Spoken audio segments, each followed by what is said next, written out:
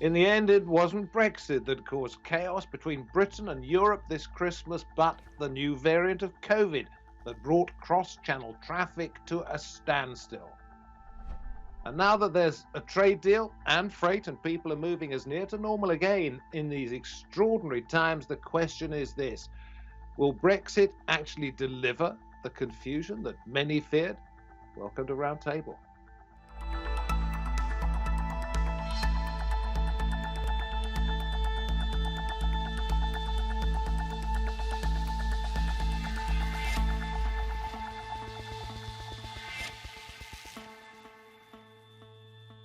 Hello from me, David Foster. Boom or bust? No one really knows, but for sure it's going to be interesting to see which way the relationship between the UK and the EU goes.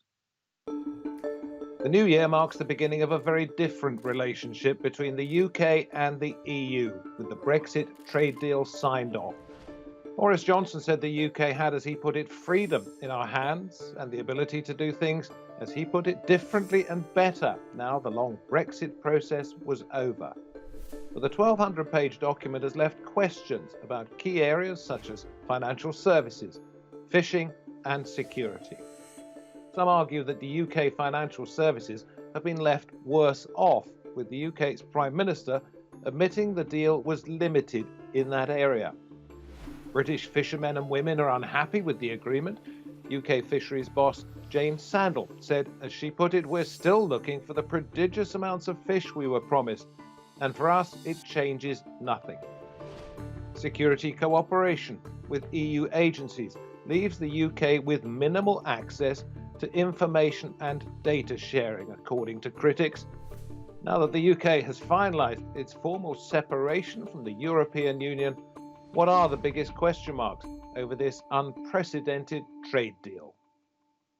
Well, I'm very pleased to say that we can welcome to this New Year roundtable from Sydney in Australia, Catherine McBride, independent economist and fellow of the Centre for Brexit Policy. We go to London to welcome Matt Withers, journalist at the New European, and to Surrey in the UK, Professor Amelia Hadfield, head of the Department of Politics at the University of Surrey and the director of the Centre for Britain and Europe. Great to see you on the programme. Now, rather unusually for a chat show, since we can see all three of you at once, I'm going to start with silence, because unless I hear otherwise, I'm going to assume you all believe that this deal is better than no deal. Silence is fine. Silence is fine. So, Catherine, let me come to you and say, where are the gaps? What are the challenges? The obvious challenges are Northern Ireland, which it's still that they didn't sort out the Northern Irish Protocol at all, so that is not ideal. The fishing agreement isn't ideal either. I think the UK could have got a lot more than it did. It should have got its territorial waters back completely, and then done a deal the way Norway does or Iceland does each year with the EU. There is a problem with the European defence situation, which was tucked into the Horizon Europe at the last minute, a few weeks before the deal was signed. That's not ideal. Can I ask you about defence, and to be more specific in just a little bit, but just laying out the grounds? You say Northern Ireland, you say fishing, which we've covered in detail on this programme. You say defence. I'll come back to you, Catherine, if I may, in a little while. Amelia, the gaps for you are there or somewhere else? Well, the deal obviously was not designed necessarily to include financial services, so that's the next big step in terms of nailing down agreements on either side. There are things that didn't make it in, like Erasmus, and so we await to see the UK's. Which, for those that don't know, is to do with education. Yes, indeed. Yeah, to do the replacement tiering program. But I think we generally are seeing is a decent framework with regards to internal security. I think there's rather more there than I would have expected. It makes very clear that much of this has to rest, of course, on the protection of human rights and fundamental freedoms of individuals. There are aspects with regards to data sharing, which are good and supportive, I think, to prevent international crime and terrorism and cybercrime.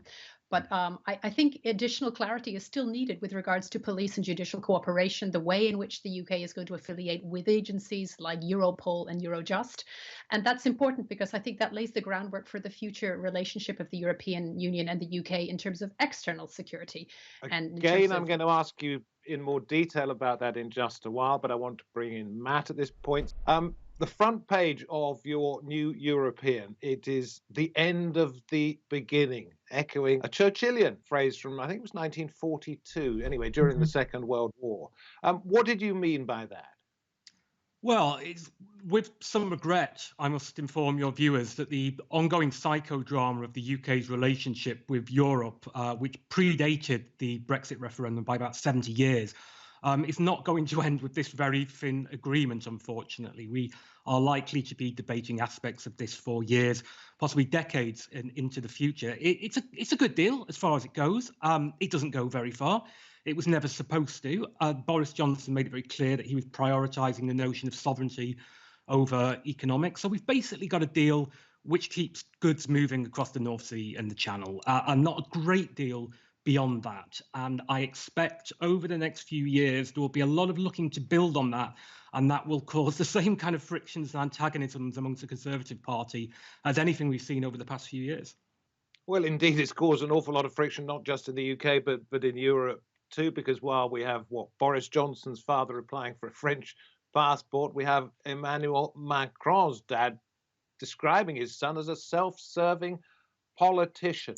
It's all rather nasty, whatever we've got, Catherine, isn't it?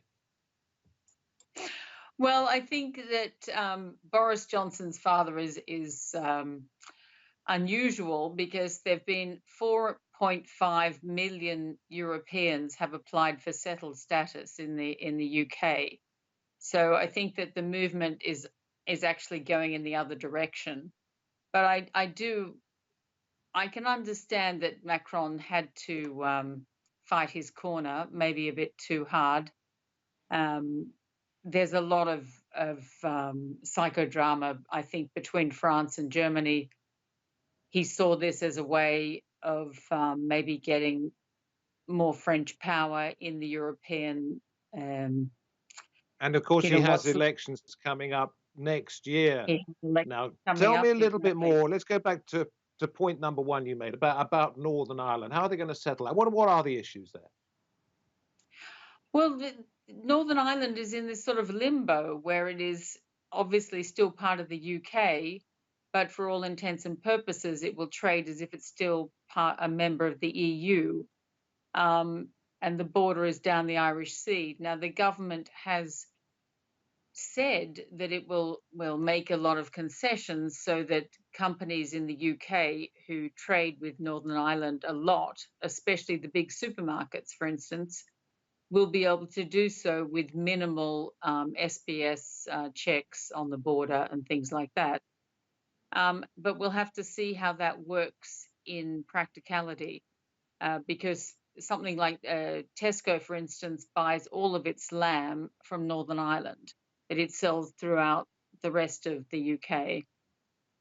And obviously it is shipping all sorts of groceries from the UK into Northern Ireland to its stores. So that it's really not ideal to have left Northern Ireland there. Because but do you think they will just therefore push this to one side and say, well, look, we don't need too many checks. We trust one another because we've got to this point, and well, let's just carry on as normal? I hope so, because the border between Northern Ireland and the Republic of Ireland is actually a very small border in terms of the amount of trade that crosses it. And I believe it could easily have been controlled with electronic border posts and the sort of thing that they are now setting up in most of the other ports in the UK. Matt, I know, listen, you set up the New European because you wanted to counter what you saw as right-wing propaganda about how evil the European Union was. I'm sorry if I've got that slightly wrong, but I think that's the basis of it. You reckon, anyway, this is going to make trade harder for both sides? Well, it's inevitably going to make trade harder. In terms of the goods that we import and export, there is going to be a great deal more red tape on them. Previously, lorries passed through the border into France and the other way, pretty much waved through. There is going to be paperwork now. There wasn't before. It's ironic considering that one of the main arguments that, one of the arguments that the Brexiteers had was about EU red tape holding swashbuckling Britain back. That's not going to be the case. And of course, the point's already been made. Services, which is 80% of the UK's exports, isn't included at all in this. I mean, there's likely to be some movement over that, probably over the rest of this year, but it's certainly not going to be anything like what we had as membership of the EU. Just to correct you, services is about 80% of the UK's economy, but it's certainly not 80% of our trade with the EU. It's actually much smaller than that. But I take your point, but I just wanted to correct that. Amelia, let me bring in, because you talked about security, you mentioned defence. And just before the trade deal was signed, I think it was about a week earlier, the two sides, EU, UK, reached something called the Agreement for Security Procedures for Exchanging and Protecting Classified Information. Do you know how far that goes? Are we going to be working pretty much the same as we were before? No, it will be a diminishment of the previous EU membership-based agreement that the UK had. Certainly, the deal lays out what it calls effective and swift data sharing, which is a good start. And this it rests on the basis of access to major databases. But the UK will no longer have direct real-time access to sensitive EU databases, which support specifically border control, but the broader area of freedom, security, and justice. That's provided only to member states and the very closely associated countries, which accept all the accompanying obligations. But what you do have in the deal, which at least goes some way to preventing a giant hole in this area, of course, is information with regards to air passenger data, which was something that the UK negotiated hard on, passenger name records, PNR, and also criminal record information, in addition to DNA, fingerprint, and vehicle registration data, or what's sometimes referred to as PRIM data. I think you see, what I'm wondering, sorry to interrupt, but what I'm wondering is whether it is in any of the parties' interests to step back from what they share at the moment. I'm wondering if, in fact, they will just continue to do so on a sine qua non basis. You know, it's entirely up to you, but it's going to help both sides, and therefore we will carry on doing it. Does it need to be written down? I think it does, to be honest, in terms of just denoting the depth of the partnership and the depth of the quality of the association, if I can put it like this, whether it's very thick and you have a sort of gold premium card access to every database that the European Union and the UK, you know, together operate and enjoy, or whether it's much more thin and it's only the sort of, you know, bronze level access.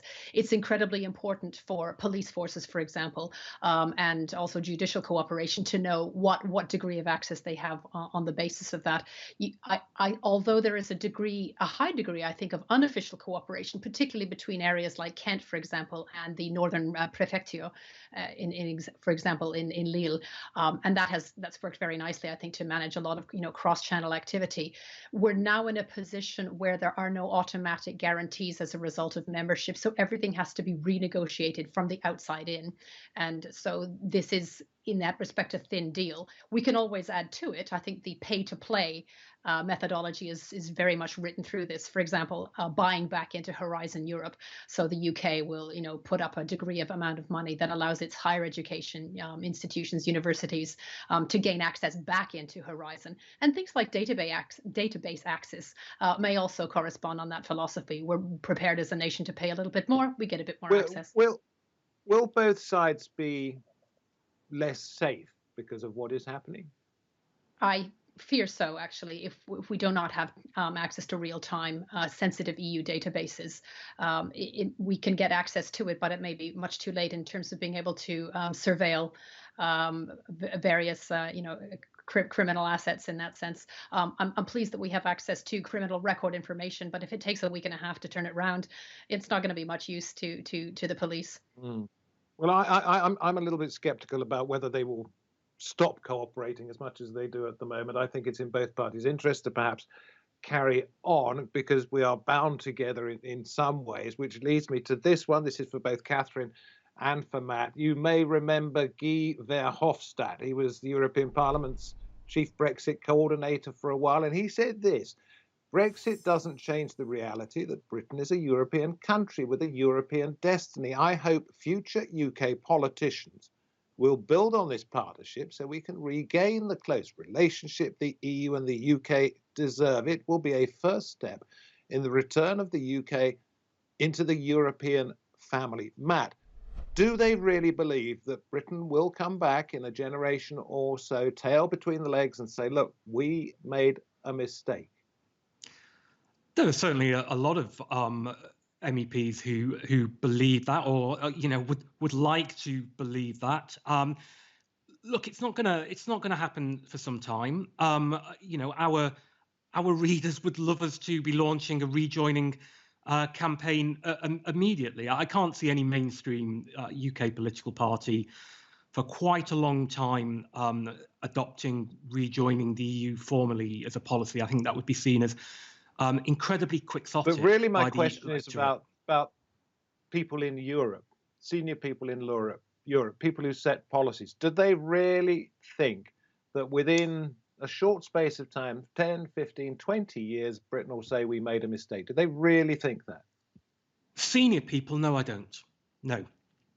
They don't expect the UK to be going back anytime soon. People like Guy Verhofstadt are, he's an outlier. I think it would be polite to say on this, but he's not alone. But there will be movement in that direction. Catherine, what do you want to say on that? Will Britain be saying, look, we made a mistake, we need to go back, or is that really it? I don't think Britain will be saying they made a mistake, but I do think that this is a great opportunity for Europe. If they do want to federalise, it'll be much easier to do that without the UK there. The UK was always kind of had one foot out the door of Europe, and it would be a mistake to pretend that wasn't the case. And I think Europe has a lot of financial problems, and they really do need to do something about the euro, and that the obvious solution is to federalise. And that they might have to kick out a few other countries if they don't want to join the euro. And if the UK does go back in, it would be going back into a very different body. It wouldn't be going into this sort of semi-group of European countries. It would be going into a federalised Europe, which Since we're talking not just about the UK and the European Union, we're talking about what happens to the European Union itself now after the UK has left and got this trade agreement. Catherine, let me ask you, are they worried that other countries will want to do the same as the UK? Is there any realistic possibility of that happening? Well, I think that might not be a worry for them. They should really be saying you get in or you get out. Besides the UK, you had Denmark and Sweden, who are two rich countries who never joined the euro. Obviously, you've got Poland and quite a few of the Eastern Bloc countries who weren't economically in a position to join the euro, but their currencies are heading in that direction. That they signed up to join, whereas Denmark and Sweden, like the UK, had a sort of get out clause.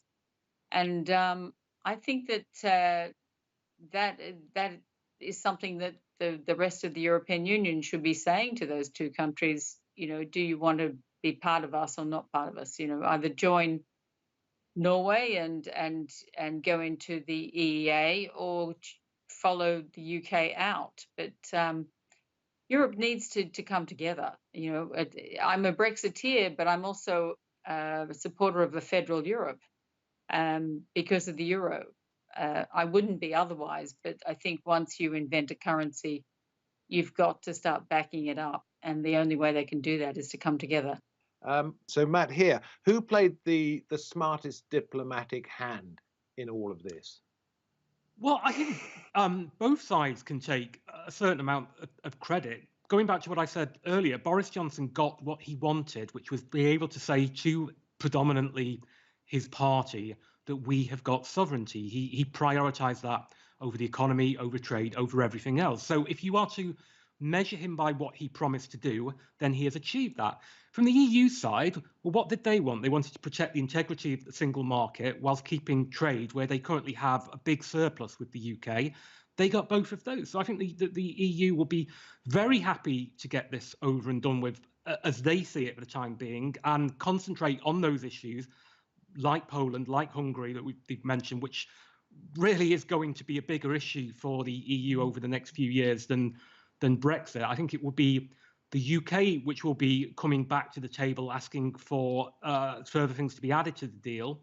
But I think both sides can justifiably claim that they got broadly what they were looking for from the deal. I would like to just pose this question, and we're coming towards the end. I'll go to you, Amelia, next, if I may.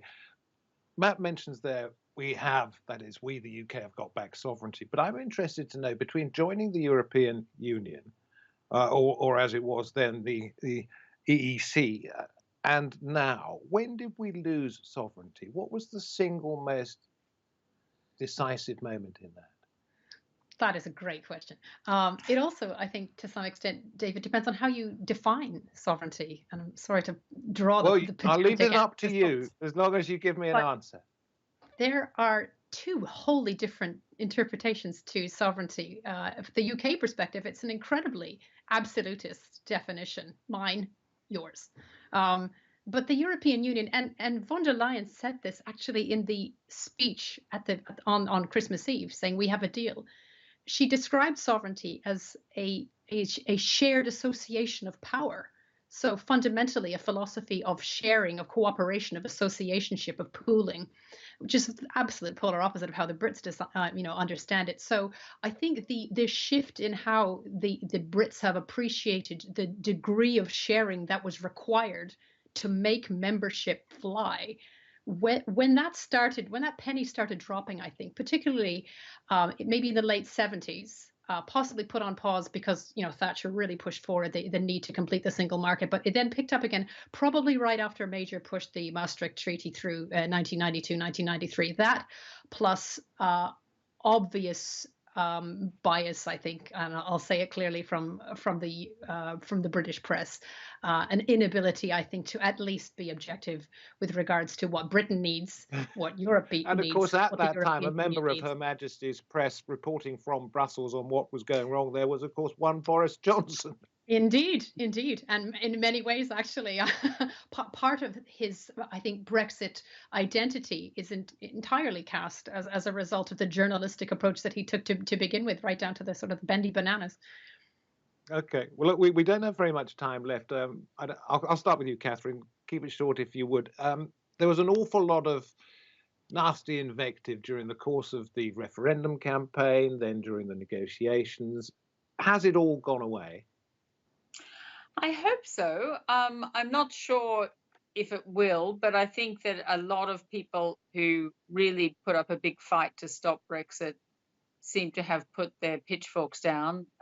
Gina Miller apparently is not going to take another court case out. She's the one who took it to court. Yeah. Yes, exactly. And Lord Adonis apparently is still on the warpath, but I think a lot. Keir Starmer and the Labour Party didn't oppose the deal. They didn't vote against it. So that I think a lot of people who had been opposing it for 4.5 years seem to have, accepted it, that this is the way forward. A quickie there, Matt, for you, if I may, because Catherine mentions Keir Starmer, I'm going to mention Tony Blair, former Prime Minister, who campaigned so hard for a second referendum. He now says he would have voted for this deal. Is that because the deal is brilliant?